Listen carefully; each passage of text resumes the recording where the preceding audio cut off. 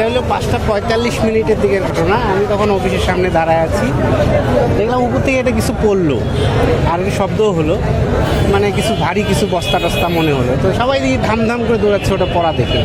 আমিও দৌড় দিয়ে আসলাম, এসে দেখি যে একটা মেয়ে মানে মুখটা নিচের দিকে, পাগুলো ওই সিঁড়ির নিচে পড়ছে। সবাই খালি ভিডিও করছে। আমি পরে মেয়েটার পালস দেখার চেষ্টা করলাম। তো দুজন মহিলা ছিল, তাদেরকে বললাম একটু পাটা উপরে সোজা করেন দেখি। পরে ওরা সোজা করলো, পালস দেখলাম যে পালস নাই, ততক্ষণে মারা গেছে। ততক্ষণে পুলিশও ছিল অবশ্যই সময়। তারপর থেকে এই যে একটু আগে পুলিশ নিয়ে গেল আর কি। আর এটা আপাতত যেটা মনে হচ্ছে যে এই 4তলা থেকে পড়ছে আর কি, আমরা যেটা দেখছি 4তলা এই আবাসিক থেকে, হ্যাঁ মানে নর্থ ভিউয়ের আবাসিকের 4তলা থেকে পড়ছে। আগে আকবরিয়ার সামনে ফোনে কথা বলছে, বুঝছেন? তারপরে তো শুনিতে বলে মারা গেছে। কার সঙ্গে কথা বলছে? ফোনে কথা বলছে, ফোনে একাই ফোনে কথা বলা দেখছে।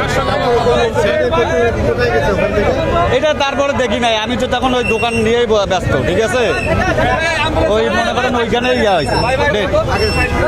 ঘটনা ঘটছে, আপনারা অলরেডি জানেন এবং শুনেছেন আর কি। সেটা হচ্ছে যে আমাদের এখানে আমাদের জাস্ট নবাবগঞ্জ ফাঁড়ির অপোজিটে যে নর্থ ভিউ হোটেলটা আছে, সেই হোটেলের ছাদ থেকে পড়ে এই নুসরাত নামের একটা মেয়ে মারা গেছে কিছুক্ষণ আগে। সে ক্যান পাবলিক কলেজের ইন্টারমিডিয়েট পরীক্ষার্থী ছিল এই বছর, আমরা এতটুকু পর্যন্ত জানতে পেরেছি। তার পিতার নাম নজরুল ইসলাম, মাতার নাম আফসানা পারভিন, এবং রংপুর শহরের খলিফাপাড়াতে তাদের বাসা। এতটুকু পর্যন্ত আমরা এখন পর্যন্ত জানতে পেরেছি। বিস্তারিত আমাদের তথ্য সংগ্রহের কাজ চলছে। আর আমরা সিসি ক্যামেরার ফুটেজ এবং অন্যান্য তথ্য থেকে যেটা জানতে পারলাম যে বিকাল 5টার কিছু আগে সে এই নর্থ ভিউ হোটেলের যে ছাদ আছে সেখানে সে প্রবেশ করে এবং সে দীর্ঘ সময় তাকে সেখানে বসে থাকতে দেখা যায়। কিছুক্ষণ হাঁটাচলা করে, মোবাইল ফোনে সে চ্যাটিং করে এবং কথা বলে, এরকম আমরা দেখতে পাই।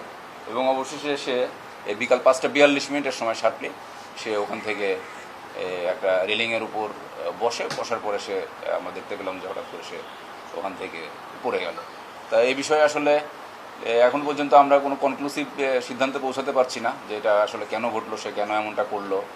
এগুলো আমরা বিস্তারিত তদন্ত করব, তদন্তের পরে হচ্ছে এটা নিয়ে আমরা ফাইনাল মন্তব্য করতে পারবো। না আসলে আমরা তথ্য প্রযুক্তি ব্যবহার করে তার যে মোবাইল ফোনটা ছিল আমরা তাৎক্ষণিকভাবে উদ্ধার করে তার মোবাইল ফোনের সূত্র ধরে আমরা তার পরিবারের সাথে যোগাযোগ করেছি এবং এই দুঃসংবাদটা তার পরিবারকে আমরা জানিয়েছি।